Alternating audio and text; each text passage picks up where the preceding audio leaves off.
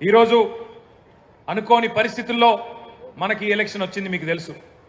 కానీ ఒక party meeting, ఒక నియోజకవర్గ మీటింగ్ అంటేనే ఇన్ని వేల మంది ఇక్కడ జమ అయినరంటే ఖచ్చితంగా మీ జోష్ చూస్తుంటే, మీ ఉత్సాహం చూస్తుంటే, గోపీనాథ్ గారిని తలుచుకుంటూ మీరు ఇస్తున్న నినాదాలు చూస్తుంటే, కేసీఆర్ గారు తిరిగి రావాలనే మీ ఆలోచన చూస్తుంటే మన గెలుపు పక్కా అయింది.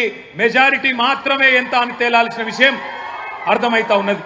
పక్కాగా మీ కసి, మీ పట్టుదల, మీ తపన, మీ ఉత్సాహమే మన పార్టీకి రాబోయే నెల రోజుల పాటు ఒక ఇంధనంగా పనిచేస్తుందని చెప్పి కూడా నేను మీకు తెలియజేస్తా ఉన్నా.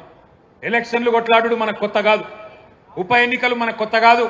హైదరాబాద్లో గిరిగీసి అవతలోని కాంగ్రెస్ కూడా బీజేపీ కూడా కడుపులకెళ్ళి గుద్ది మూతోడు జవాబు చెప్పుడు కూడా మీకు కొత్త కాదు అనే మాట కూడా నేను గుర్తు చేస్తా ఉన్నా. మన నెత్తురులనే పోరాటం ఉన్నది.